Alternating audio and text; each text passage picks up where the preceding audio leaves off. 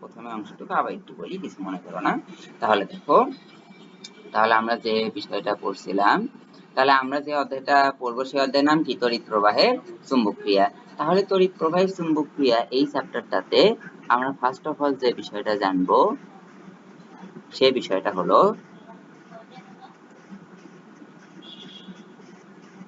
মনে করো এটা আমাদের কি একটা চুম্বক ক্ষেত্র। এখন এই চুম্বক ক্ষেত্রটা আমাদের এই দিক বরাবর ক্রিয়া করতেছে, আর এই চুম্বক ক্ষেত্রে আমরা একটা কিউ আধান স্থাপন করেছি। কিউ আধানটা এই দিক বরাবর কি হলো? গতিশীল হলো। এখন এই দুইটা আধানের মধ্যবর্তী কোণের মানটা হলো থিটা। এখন এই ক্ষেত্রে এই আধানটা যদি গতিশীল হয় তখন এই আধানের উপর একটা চুম্বক বল ক্রিয়া করবে। এই আধানের উপর যেই চুম্বক বলের মান ক্রিয়া করবে সেই বলের ফর্মুলা হলো F equal two QVB sin theta. কিন্তু এখানে একটা গুরুত্বপূর্ণ বিষয়টা হলো এই চুম্বক বলটা তখনই অনুভব করবে যখন আমাদের স্থির আধানটা চুম্বক ক্ষেত্রে গতিশীল হবে।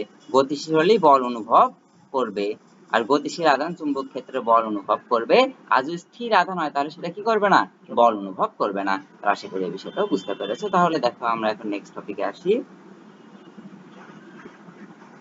তাহলে নেক্সট যে টপিকটা আমরা জানবো, তাহলে বল কি রাশি? ভেক্টর রাশি। তাহলে চুম্বক বল কি রাশি হবে? ভেক্টর রাশি হবে। আমরা যদি চুম্বক বলটাকে ভেক্টর ফরম্যাটে লিখি তাহলে আমাদের কি দাঁড়াবে সূত্রটা? F equal to q v vector cross কি ভেক্টর? B vector. এখন আমাদের এই যে চুম্বক বলকে আমরা কি দ্বারা প্রকাশ করছি? এফ ভেক্টর না? তাহলে এই এফ ভেক্টরের মানটা ভেক্টর যেহেতু, তাহলে চুম্বক বলে অবশ্যই কি আছে? দিক আছে। এখন আমরা চুম্বক বলের দিক নির্ণয় করব কোন নিয়ম অনুসারে? আমরা চুম্বক বলের দিকটা নির্ণয় করব ডান হাতি নিয়ম অনুসারে। তাহলে আমরা ডান হাতি নিয়ম অনুসারে চুম্বক বলের দিক ডাইরেকশনটা নির্ণয় করব, ঠিক আছে? তাহলে ডান হাতি নিয়মটা কি সেটা এখন আমরা জানি। তাহলে ডান হাতি নিয়মটা হলো, মনে করো আমাদের এটা একটা কি বিন্দু চার্জ। এখন এই বিন্দু চার্জটার উপর চুম্বক ক্ষেত্র ক্রিয়া করছে কোন দিক বরাবর? এই দিক বরাবর। আর চার্জটা গতিশীল হচ্ছে কোন দিক বরাবর? ওই দিক বরাবর। অর্থাৎ আগের চিত্রটা আমরা দুই পাশে শুধু কি দিইনি? এই পাশে এবং এই পাশে আমরা দুইটা চুম্বকটা রাখিনি, চুম্বকে নর্থ পোল সাউথ পোল রাখিনি। তাহলে এই ক্ষেত্রে আমাদের কোন নিয়ম অনুসারে বল কাজ করবে? ডান হাতি নিয়ম অনুসারে বল কাজ করবে। তাহলে ডান হাতি নিয়মটা কিভাবে কাজ করে? ডান হাতি নিয়মের জন্য আমরা কি করব দেখো, এইখানে সূত্র আমাদের কি লেখা? ভি ক্রস বি না? তাহলে ভি ক্রস বি, তাহলে আমরা ভেক্টর চ্যাপ্টারের ধারণা যদি অ্যাপ্লাই করি, ভি ক্রস বি মানে কি? ভি থেকে বি এর দিকে কি মারা? থাপ্পড় মারা। অর্থাৎ আমরা ডান হাতের তালুটা কি এমন ভাবে স্থাপন করব যাতে আমরা ভি থেকে বি এর দিকে কি মারতে পারি? থাপ্পড় মারতে পারি। তাহলে খেয়াল করো আমাদের ভি ক্রস বি, তাহলে ভি এটা হলে ভি থেকে বি এর দিকে কোন দিক বরাবর হবে? এই দিক বরাবর হবে। তাহলে ভি থেকে বি এর দিকে যদি আমরা এই দিক বরাবর যেতে চাই, আমরা যদি আমাদের বাম হাতের তালুটা কিউ বিন্দুতে রাখি, তাহলে ভি থেকে বি এর দিকে যেতে চাইলে আমাদের বৃদ্ধাঙ্গুলি কোন বরাবর থাকবে?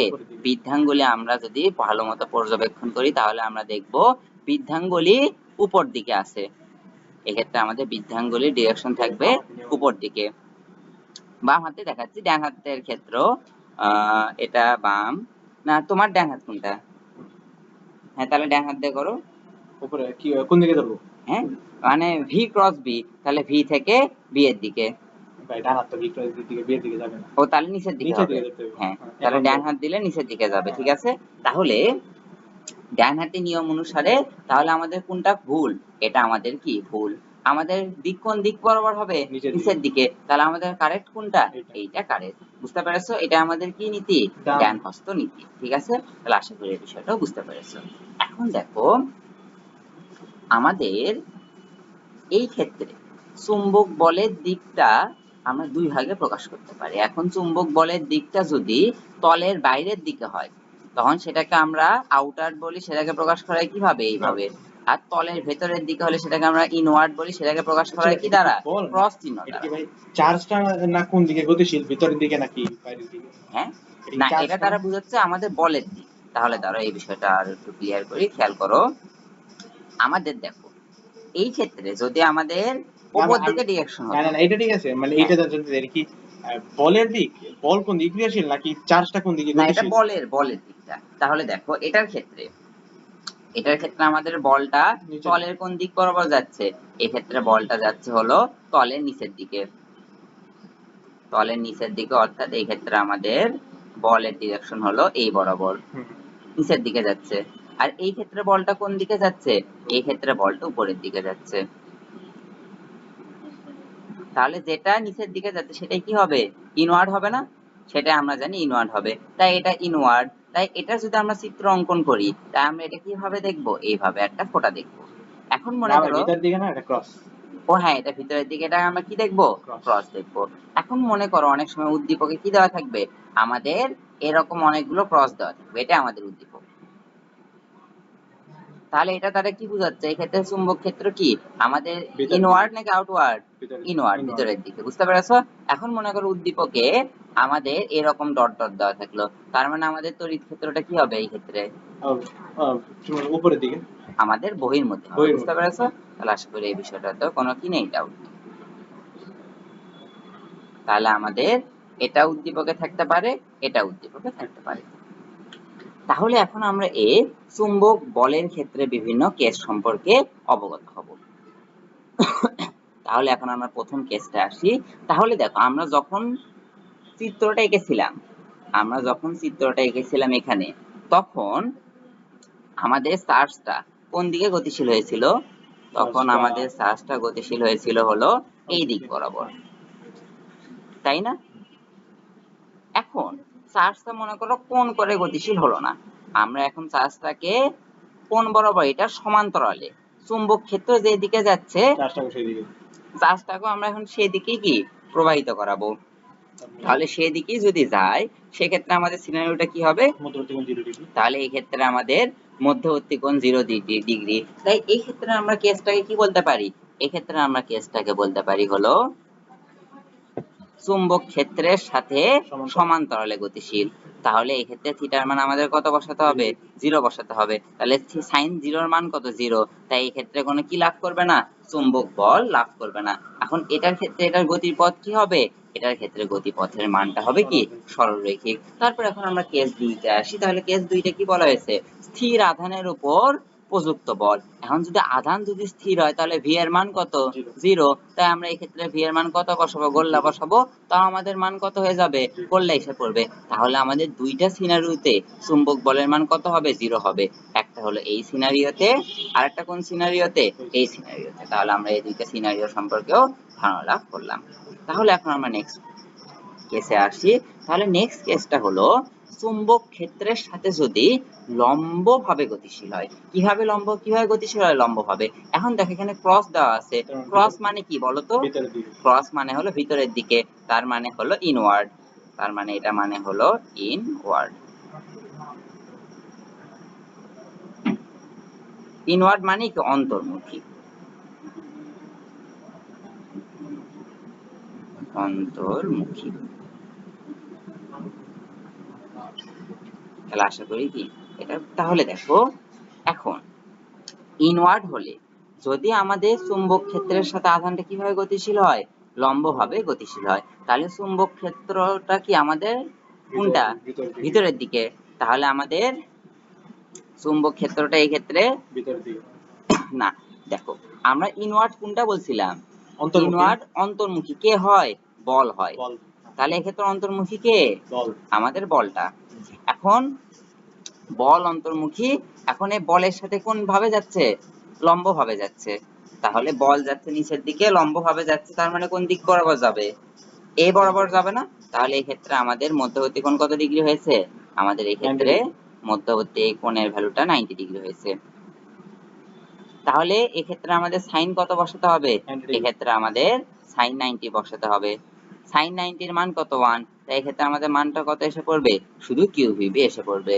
বুঝতে পেরেছো? তাহলে এটা কোন ক্ষেত্রে হবে? এটা আমাদের হবে চৌম্বক বল যখন কেন্দ্রমুখী বল হিসাবে কি করবে? কাজ করবে।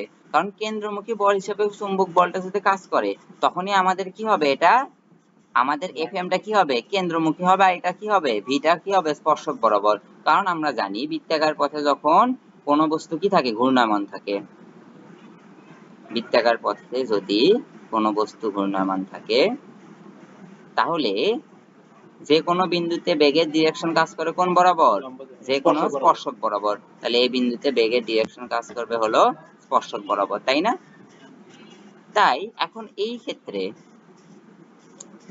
আমাদের কেন্দ্রমুখী বল কাজ করবে কি বরাবর, আমাদের নিচের অবশ্যই কেন্দ্রের দিকে কাজ করবে। তাহলে এটা আমাদের কি কেন্দ্রমুখী বল, তাই এটার ক্ষেত্রে এটা হলো কি আমাদের ভি, আর এটা হলো কেন্দ্রমুখী বল এফসি।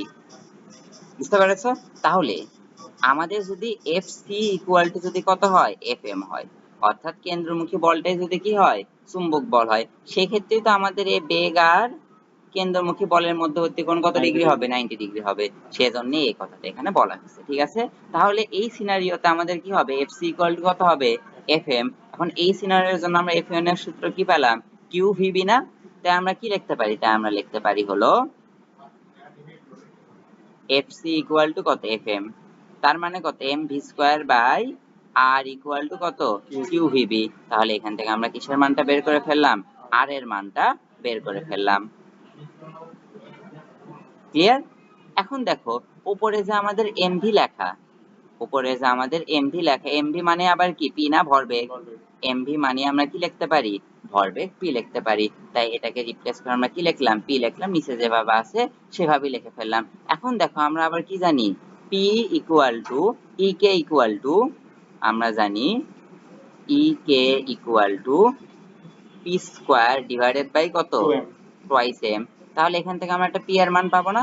তাহলে এখান থেকে দেখো তো পি এর মানটা কত আসবে, তাহলে এখান থেকে পি এর মান আমরা পাবো p equal to root over 2ek into m। 2 e k m, এটাই তো পাবো না? তাই আমরা পি এর এই মানটা এখন কি করলাম, আমরা পি এর জায়গায় বসিয়ে দিলাম। তাহলে এই মানটা যদি আমরা পি এর জায়গায় বসিয়ে দিই, তাহলে আমরা আর এর মানটা, আর এর সূত্র কি পাবো, এটা পাবো। তাহলে আমরা এই আর এর সূত্রটা পেয়ে গেলাম। তাহলে আরটা কি হবে, আমাদের এই বৃত্তাকার পথে রেডিয়াসটা হবে। আরটা আমাদের কি বুঝাবে, এই বৃত্তাকার পথের রেডিয়াসের মানটা বুঝাবে। বুঝতে পেরেছো? তাহলে আশা করি এই বিষয়টাতে কোনো অসুবিধা নেই। তাহলে দেখো, তাহলে এই বিষয়টাতে কোনো অসুবিধা না থাকলে আমরা এখন নেক্সট টপিকে আসি। তাহলে এখন আমরা কি আবর্তন কাল এবং কম্পাঙ্ক সম্পর্কে জানবো। এই সূত্রগুলো অলরেডি আমরা পরিচিত আছে, ভি ইকুয়াল টু কত, আর ওমেগা, ওমেগা ইকুয়াল টু কত, টুয়াইস পাই বাই কত, টি। এখন দেখো ভি ইকুয়াল টু কত, আমাদের ওমেগার, এখন ওমেগার মান আমরা বসিয়ে দিলাম। আমরা এই সূত্রে ওমেগার মান কত বসিয়ে দিলাম, এইটা বসিয়ে দিলাম।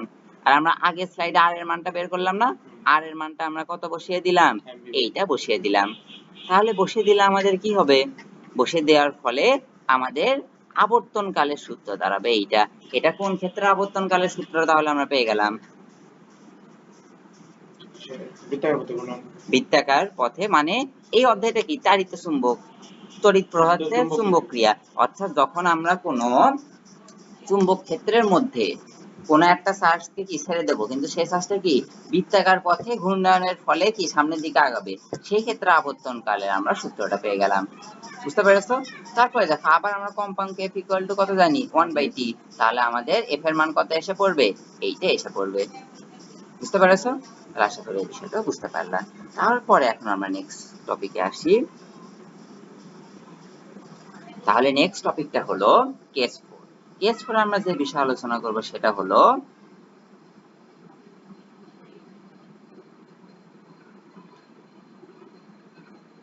চুম্বক ক্ষেত্রের সাথে সূক্ষ্ম কোণে গতিশীল আধান।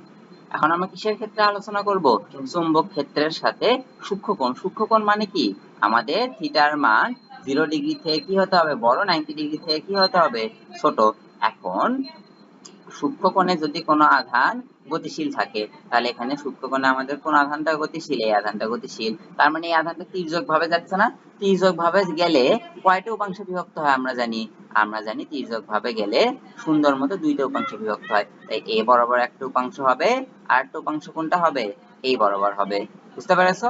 এ বরাবর উপাংশটার নাম আমরা দিলাম কি, ভি কস থিটা। এই বরাবর উপাংশ নামটা দিলাম কি আমরা, ভি সাইন থিটা। এখন দেখো, তাহলে আমাদের এই ক্ষেত্রে উপাংশ তাহলে কয়টা, দুইটা।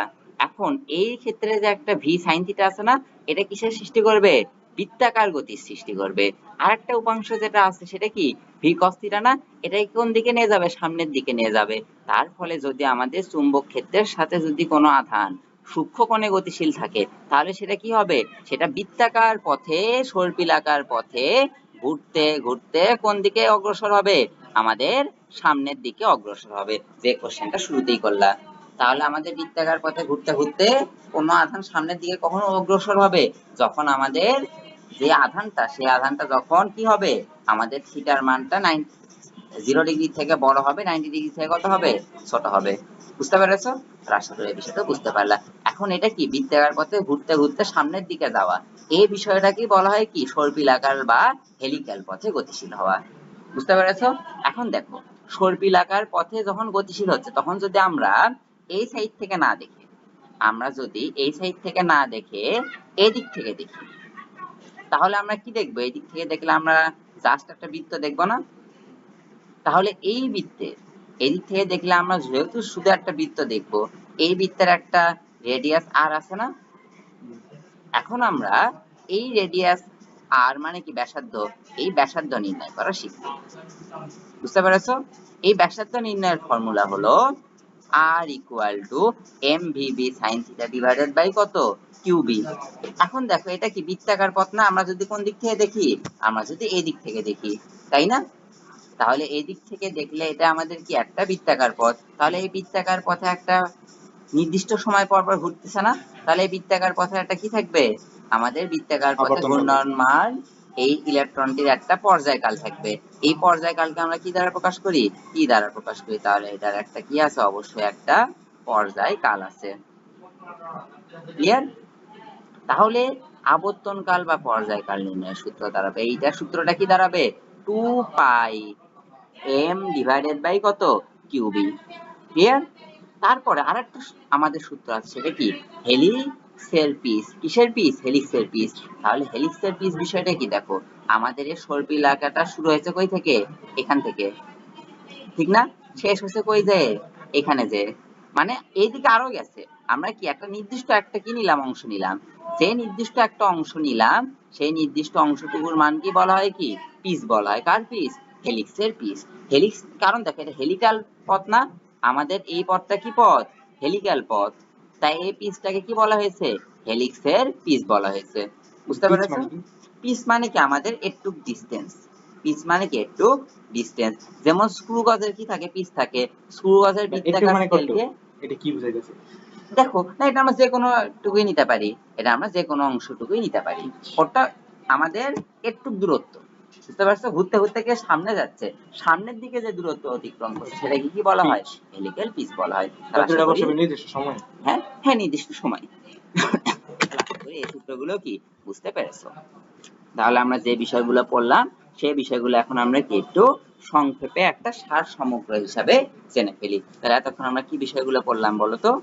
এতক্ষণ আমরা যে বিষয়গুলো পড়লাম এখানে একটা কি চার্টের মাধ্যমে দেখিয়ে দিয়েছি। তাহলে এই চার্টটা কি ভেরি ভেরি ইম্পর্টেন্ট, ঠিক আছে? তাহলে এই চার্টটা অবশ্যই যেমন আমাদের এমসিকিউ তে হেল্প করবে, তেমনি ভাবে এই চার্টটা সিকিউ তে হেল্প করবে।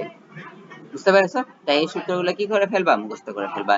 বিশেষ করে কোন ক্ষেত্রে গতিপথ কি, এটা এমসিকিউ তে অনেক আসে। বুঝতে পেরেছো? যেমন থিটার মান যদি এই মানটা হয়, থিটার মানটা যদি 0 ডিগ্রি থেকে কি ছোট, 90 ডিগ্রি থেকে বড় হয়, তাহলে আমাদের গতিপথটা কি হবে, হেলিক্যাল হবে। মনে থাকবে, ব্যাসার্ধের সূত্র কি হবে, এইটা। আবর্তনকালের সূত্র হবে এইটা, পিচের সূত্র হবে কোনটা, এইটা। হ্যাঁ, ঠিক আছে।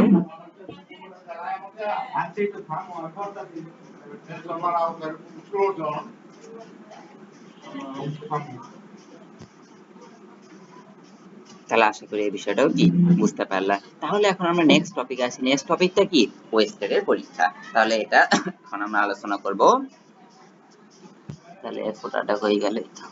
তাহলে ওয়েস্টেডের পরীক্ষায় কি বলা হয়েছে, আমাদের কোন পরিবাহী তারের মধ্য দিয়ে যদি তড়িৎ প্রবাহিত হয়, তাহলে এর চারপাশে ফ্রি ফ্রি একটা কিসের সৃষ্টি হয়, চুম্বক ক্ষেত্রের সৃষ্টি হয়। এখন যদি আমরা এই তড়িৎ প্রবাহ যদি কি করি, বিপরীতমুখী করি, তড়িৎ প্রবাহ যদি বিপরীতমুখী করি, তাহলে সৃষ্ট চুম্বক ক্ষেত্র কি দিক পাল্টায়। যেমন আমাদের যদি কারেন্ট এই বরাবর যদি কি হয়, ফ্লো হয়, তাহলে আমাদের চুম্বক ক্ষেত্র কোন বরাবর হবে, ঠিক অপোজিট ডিরেকশনে হবে। বুঝতে পেরেছো? এখন তড়িৎ ক্ষেত্র যদি আমাদের কি করে, মানে তড়িৎ প্রবাহ যদি দিক চেঞ্জ করে, তাহলে আমাদের চুম্বক ক্ষেত্রটা কি করবে, দিক চেঞ্জ করবে। ক্লিয়ার? অর্থাৎ এটা যেটা আমরা যেটা এখানে দেখছো, এটা কি আমাদের একটা কম্পাস, এটা কি একটা কম্পাস। যখন কারেন্ট এদিক ফ্লো হচ্ছিল তখন কম্পাস একদিকে ঘুরবে, যখন কারেন্ট বিপরীত দিকে ফ্লো হবে তখন কম্পাসটা কি আরেক দিকে ঘুরবে। এখন তড়িৎ প্রবাহ যদি বন্ধ করে দিই তাহলে চুম্বক ক্ষেত্র কত হয়, শূন্য হয়। তড়িৎ প্রবাহ বন্ধ করলে চুম্বক ক্ষেত্র কত হয়, শূন্য হয়। তাহলে এই বিষয়টা কি বুঝতে পারলা? এখন এই যে চুম্বক ক্ষেত্র, তাহলে তড়িৎ প্রবাহ করলে কিসের সৃষ্টি হয়, চুম্বক ক্ষেত্রের সৃষ্টি হয়। তাহলে এই সৃষ্টি হয় বললেই হবে কি ফিজিক্সের ভাষায় এটা বলে কি যথেষ্ট সৃষ্টি হয়? আমাদের সেটার মান বের করে দেখাতে হবে। আমরা মান বের করব কিসের সাহায্যে, বায়ো-সাভার্টের সূত্রের সাহায্যে। আমরা মান বের করব কিসের সাহায্যে, বায়ো-সাভার্টের সূত্রের সাহায্যে। আর সৃষ্ট চুম্বক ক্ষেত্রের দিক নির্ণয় করব কিসের সাহায্যে, ড্যান হস্ত নীতি বা কর্কস্ক্রু নীতির সাহায্যে। বুঝতে পেরেছো? তাহলে আশা করি এই বিষয়টা ক্লিয়ার হলো। এখন চুম্বক ক্ষেত্রের দিক নির্ণয়ের দুইটা নিয়ম আছে। একটা নিয়ম দিচ্ছেন হলো কি বিজ্ঞানী ফ্লেমিন। বিজ্ঞানী ফ্লেমিনের নিয়মটাকে বলা হয় ফ্লেমিনের ড্যান হস্ত নীতি। আরেকটা নিয়ম দিচ্ছে হলো বিজ্ঞানী ম্যাক্সওয়েল। ম্যাক্সওয়েলের নিয়মটাকে বলা হয় ম্যাক্সওয়েলের কর্কস্ক্রু নিয়ম। তাহলে ফ্লেমিনের ড্যান হস্ত নীতিতে কি বলা হয়েছে, ফ্লেমিনের ড্যান হস্ত নীতিতে বলা হয়েছে ড্যান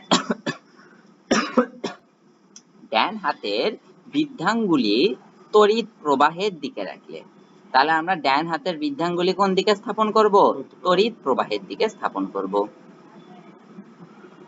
তাহলে আমরা যদি তড়িৎ প্রবাহের দিকে স্থাপন করি, এদিক বরাবর উপরের দিকে যদি কি স্থাপন করি, তাহলে আমাদের কি সিনারিও সৃষ্টি হবে, আর অন্য আঙ্গুলগুলোকে কি করতে হবে, মুষ্টিবদ্ধ করতে হবে। তাহলে মুষ্টিবদ্ধ করার ফলে দেখো তো এই মুষ্টির হাতের এই আঙ্গুলগুলোর ডিরেকশন কোন দিক বরাবর, এদিক বরাবর না? তাহলে এটা আমাদের কি নির্দেশ করবে, আমাদের চুম্বক ক্ষেত্রের দিক নির্দেশ করবে। তাহলে এই ক্ষেত্রে চুম্বক ক্ষেত্র কোন দিক থেকে কোন দিকে, এই দিক থেকে এই দিকে। বুঝতে পেরেছো? এখন দেখো এই পাশের দণ্ডটা কি দেওয়া হয়েছে, ফোঁটা দেওয়া হয়েছে, এই পাশে কি দেওয়া হয়েছে, ক্রস দেওয়া হয়েছে।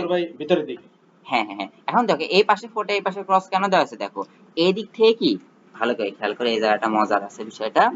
দেখো আমাদের এই পোর্শনের এদিক থেকে দেখো ঘুরছে কিভাবে, এখানে দুইটা আলাদা আলাদা চুম্বক ক্ষেত্র না? হ্যাঁ হ্যাঁ, না না, দুইটা মানে একটা কি নর্থ পোল আর একটা কি সাউথ পোল, দুইটা আলাদা আলাদা চুম্বক। এখন দেখো এটা ঘুরছে কোন দিকে, এই দিক থেকে, তাহলে ভিতরে ঢুকছে কোন দিক থেকে, আমাদের এদিক এই পাশটাতে ভিতরে ঢুকছে না, তারপর বের হয়ে যাচ্ছে কোন দিকে, এই দিক থেকে এই পাশে কি আবার বের হয়ে যাচ্ছে। তাহলে ভিতরে ঢুকলে সেটা কি আমাদের অন্তর্মুখী। অন্তর্মুখী কি দ্বারা প্রকাশ করা হয়, ক্রস দ্বারা। আর এটা কি বহির্মুখী, বহির্মুখী প্রকাশ করা হয় কি দ্বারা, আমাদের ডট দ্বারা। কিন্তু এই ক্ষেত্রে তো ভাই ভিতরের দিকে না? হ্যাঁ, এই ক্ষেত্রে কি ধরবো, এটা কোন দিকে? আমরা এটা ডিরেকশন ধরবো কি ভিতরের দিকে, ভিতরের দিকে গেলেও তো এক সময় তো বের হয়ে আসবে।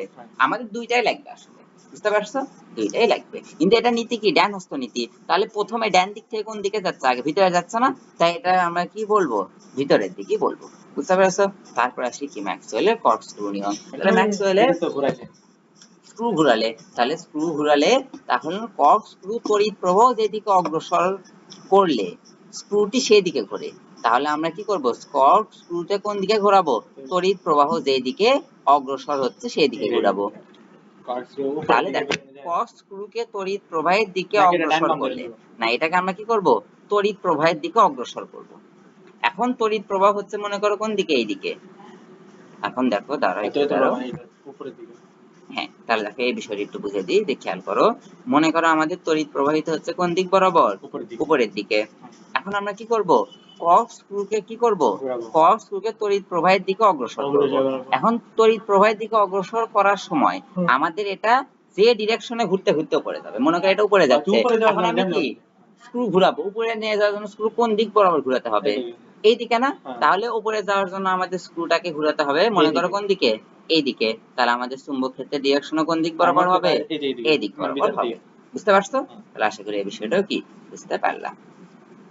তাহলে এই বিষয়টা বুঝতে পারলে এখন আমরা নেক্সট টপিকে আসি। তাহলে নেক্সট টপিকটা কি, বায়ো-সাভার্ট সূত্র। মানে এক এক বই এক একটা লেখা, একটা বললি হবে, ঠিক আছে? তাহলে বায়ো-সাভার্টের সূত্রটা কি, বায়ো-সাভার্টের সূত্রটা হলো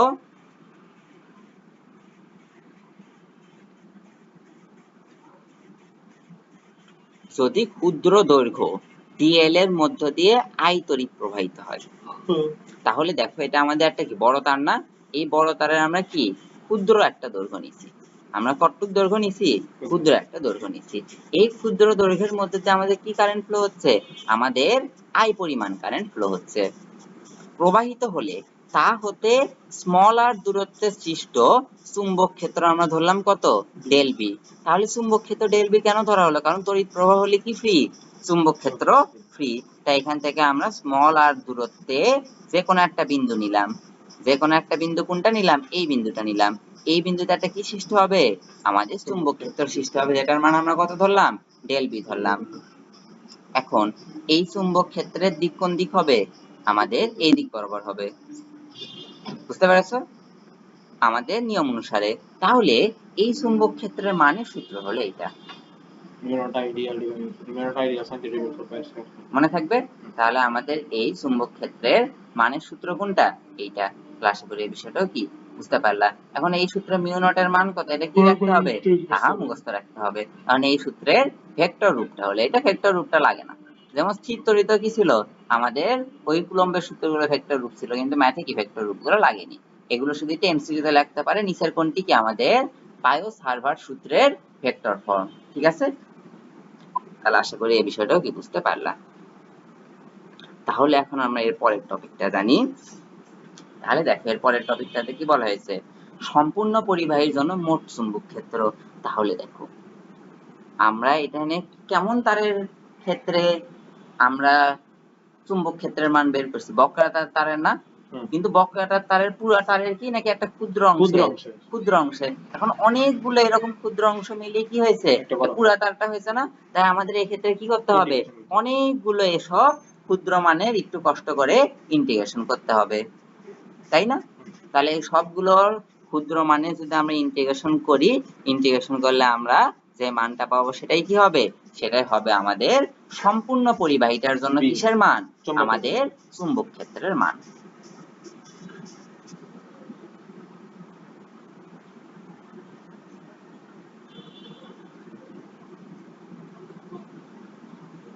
বুঝতে পেরেছো? আশা করি এই বিষয়টা তো কি কোনো সমস্যা নেই। তাহলে এখন আমরা নেক্সট বিষয়টাতে আসি। তাহলে এখন আমরা কি করলাম? বক্রতারের জন্য করলাম। বক্রতারের কি ক্ষুদ্র অংশের জন্য করলাম একবার, কি অনেক বড় বক্রতারের জন্য কি করলাম? আমরা চুম্বক ক্ষেত্রের মান নির্ণয় করলাম। এখন আমরা কিসের জন্য নির্ণয় করব? এখন আমরা সসীম দৈর্ঘ্যের সোজা তারের জন্য কি নির্ণয় করব? চুম্বক ক্ষেত্রের মান নির্ণয় করব।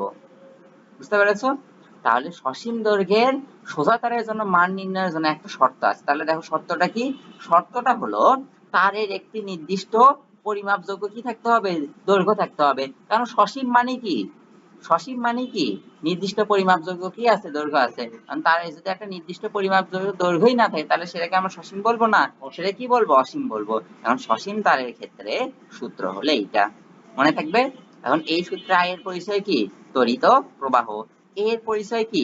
তার হতে নির্ণেয় বিন্দু লম্ব দূরত্ব। মনে করো আমরা এই তারটা হতে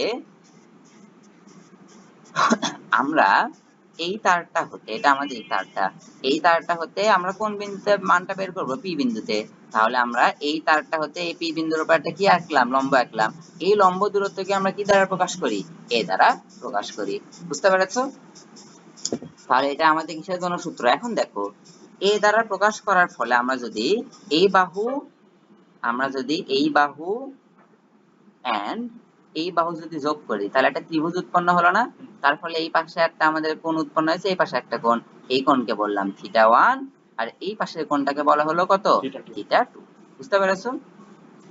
তাহলে এই বিষয়টা ক্লিয়ার হলে আমরা এখন নেক্সট টপিকে আসি। তাহলে এখন আমরা এটা কি সসীম দৈর্ঘ্যের তারের জন্য করলাম। এখন আমরা কি করব?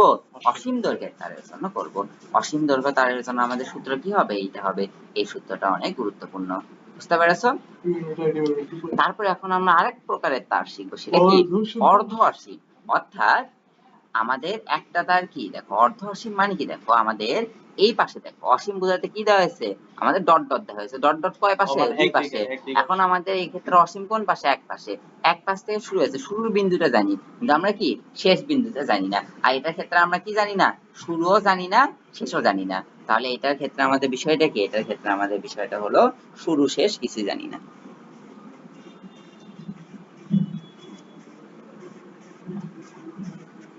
শুরু শেষ কিছুই জানি না।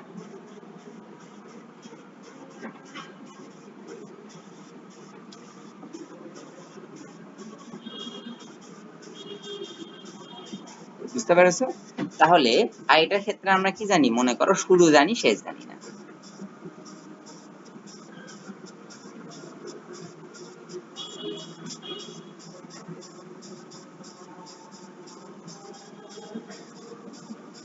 শেষ জানি না। ক্লিয়ার?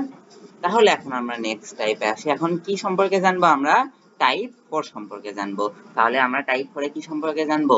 বৃত্তাকার তারের কেন্দ্রে চুম্বক ক্ষেত্র। তাহলে আমরা প্রথমে কি শিখলাম? বক্রাকার তারের ক্ষেত্রে। তারপরে কি? সসীম দৈর্ঘ্যের তারের জন্য আরেকটা কি? অসীম দৈর্ঘ্যের তারের জন্য। এখন আমরা কিসের জন্য শিখবো? এখন আমরা শিখবো হলো বৃত্তাকার তারের কেন্দ্রে চুম্বক ক্ষেত্র। এখন দেখো এই অধ্যায়ে কিন্তু সূত্র আর সূত্র। এই অধ্যায়ে কি সবচেয়ে বেশি সূত্র? এই অধ্যায়ে তারপর আরেকটা অধ্যায়ে কি আছে? চুম্বক আবেশ। এই অধ্যায়গুলোতে একটু সূত্র বেশি, কিন্তু ম্যাথ ইজি। ম্যাথ দেখবা সব মান দেওয়া আছে, মানগুলো বসালে কি অ্যান্সার এসে পড়ে। ম্যাথ পাস হয় না। ম্যাথ পাস হলো ফার্স্ট পার্টের অধ্যায়গুলো থেকে, নিউটন মেকানিক্স, কার শক্তি ক্ষমতা, এগুলো থেকে। অ্যাডমিশন টেস্টও ওগুলো থেকে বেশি কঠিন প্রশ্ন আছে।